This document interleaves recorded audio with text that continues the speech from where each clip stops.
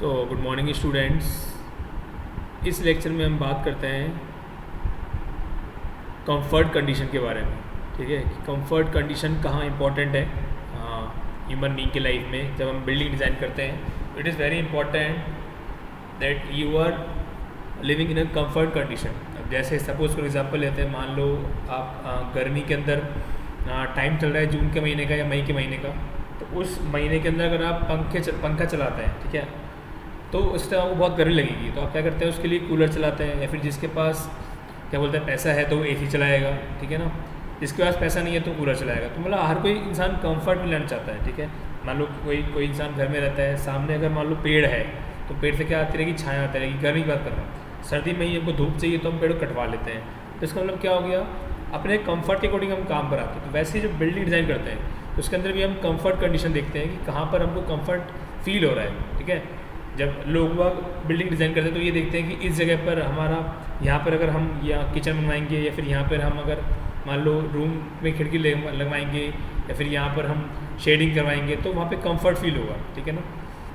तो वही बात कर रहे हैं इस लेक्चर के अंदर। तो comfort has been defined as the condition of mind which express satisfaction with the environment. तो कंफर्ट एक इस तरह से डिफाइन किया गया है कि माइंड कंडीशन होती है जो कि एनवायरनमेंट के साथ सेटिस्फैक्शन को शो करती है। The indoor environment should be designed and controlled so that occupants comfort and health are assured. तो जो इंडोर एनवायरनमेंट इस तरह से डिज़ाइन किया जाता है या कंट्रोल किया जाता है, इससे जो लोग वहाँ पर रह रहे हैं वहाँ पर कंफर्ट और हेल्थ उनकी क्या हो, बिल्कुल एश्योर हो, क्योंकि कंफर्ट और हेल्थ क्या है, सही बना रहे।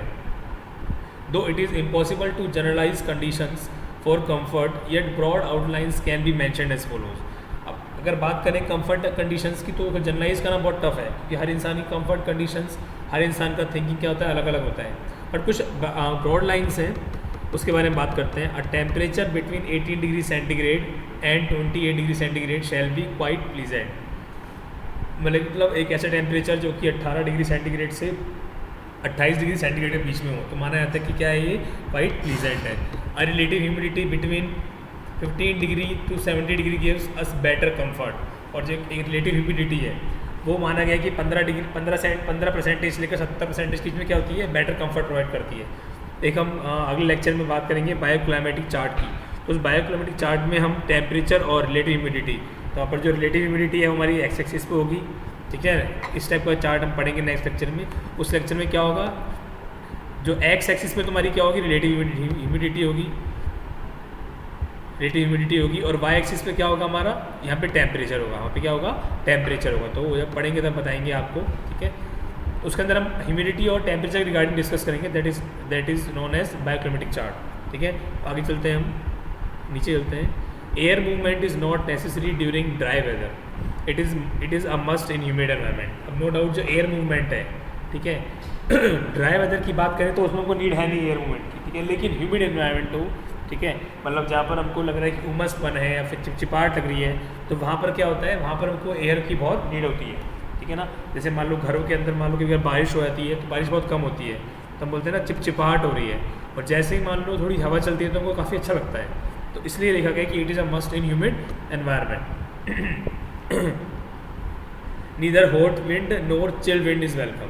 ना ही बहुत ज़्यादा गर्म हवा, ना ही बहुत ठंडी हवा को, मतलब क्या बोलते हैं कि ये ना तो ठंडी हवा आनी चाहिए बहुत ज़्यादा, ना ही बहुत गर्म हवा आनी चाहिए, उसको वेलकम नहीं करते हैं।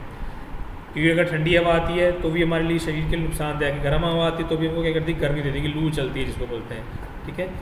Eight high temperature more velocities of wind are required for comfort, ठीक है। अगर हम बात करें हाई टेम्परेचर की, तो वहाँ पर जो विंड की वेलोसिटीज़ है वो ज़्यादा होनी चाहिए कंफर्ट के लिए, नो डाउट, क्योंकि ज़्यादा टेम्परेचर है, ठीक है, तो विंड की वेलोसिटी क्या होनी चाहिए, ज़्यादा होनी चाहिए। Similarly at low temperature comfort can be achieved by controlling air movement. और टेम्परेचर अगर लो चल रहा है, मान लो कम टेम्परेचर है, तो उस टाइम हम क्या चाहेंगे कि वहाँ पर हवा नहीं चलनी चाहिए। कभी होता है ना कि सर्दी हो रही होती है, बहुत ठंडी ठंडी हवा चल रही होती है, और हम घरों के अंदर होते हैं, तो गर्म टेम्परेचर में हम चाहेंगे कि ठंडी हवा चले, और ठंडे टेम्परेचर में चाहेंगे क्या चले, गर्म हवा चले।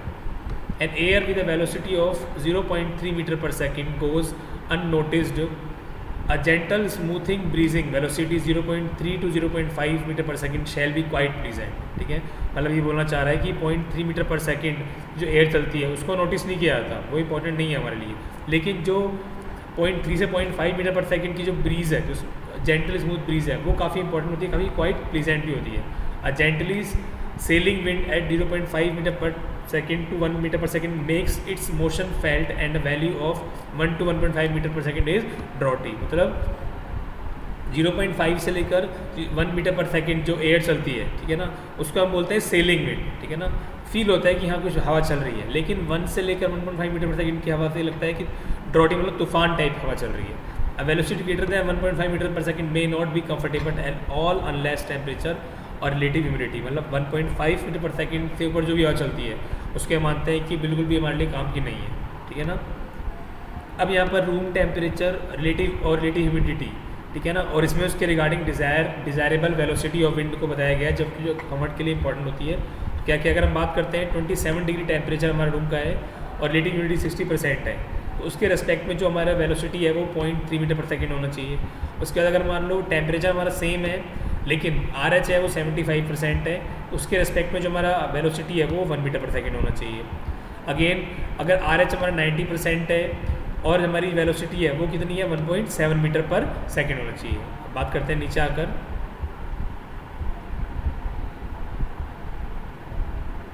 अगर हम 30 डिग्री सेंटीग्रेड की बात करें यहाँ पर, तो 30 डिग्री सेंटीग्रेड के अंदर अगर 30% RH है यहाँ पर, तो यहाँ पर जो वेलोसिटी है वो कितनी होनी चाहिए 0.3 मीटर पर सेकेंड। ये जो जितनी भी वेलोसिटीज़ हैं this is for all comfort condition, this is for all comfort conditions, ठीक है।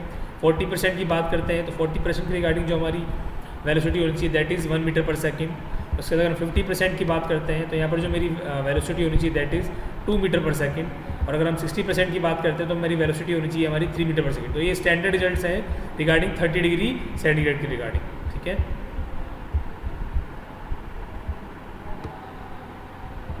उसके बाद क्या है, lighting should be such that adequate level of illumination falls on the work place. मतलब लाइटिंग इस तरीके से होनी चाहिए कि जहाँ पर भी हम काम कर रहे हैं वहाँ पर हमको जो काम कर रहे हैं वहाँ पर प्रॉपर दिखाई दे। ऐसा नहीं कि अगर हम मॉर्निंग के अंदर भी आप क्या है, आप घर के अंदर बैठे और आपको लाइट की नीड पड़ रही है, इसका मतलब आपने जो डिज़ाइन किया है वो प्रॉपर तरीके से नहीं किया है।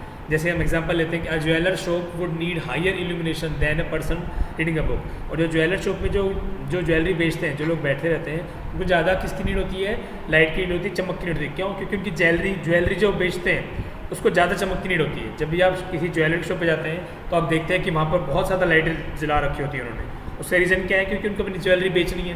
तो ज्वेलरी बेचनी है तो उसके रिगार्डिंग जो लाइट होनी चाहिए वो ज़्यादा होनी चाहिए जिससे कि वो दिखा सकें। जैसे आप किसी भी कपड़े की शॉप पे जाते हैं, शॉपिंग करने जाते हैं, वहाँ भी आप देखते हैं कि लाइट बहुत ज़्यादा नीडेड होती है, लेकिन जब पढ़ाई करते हैं तब आप इतनी लाइटें नहीं जलाते हैं, ठीक है। तो आगे चलते हैं इसके अंदर। इस लेक्चर में अपन ने केवल यही बात करी है कि क्या बोलते हैं जो कंफर्ट कंडीशन है वो किस तरीके से आप फेस करते हैं और कहाँ पर, और यहाँ पर कंफर्ट कंडीशन को जो रिलेट किया गया है वो रिलेटिव ह्यूमिडिटी को और वेलोसिटी के रिगार्डिंग यहाँ पर इसको क्या बोलते हैं उसको रिलेट किया गया है, ठीक है। नेक्स्ट लेक्चर में बात करेंगे बायोक्लाइमेटिक चार्ट की, जिसके अंदर रिलेटिव ह्यूमिडिटी और टेम्परेचर को एक दूसरे से रिलेट करेंगे। वहाँ पे हम ग्राफ के बारे में पढ़ेंगे कि होता क्या है बायोक्लाइमेटिक चार्ट, ठीक है।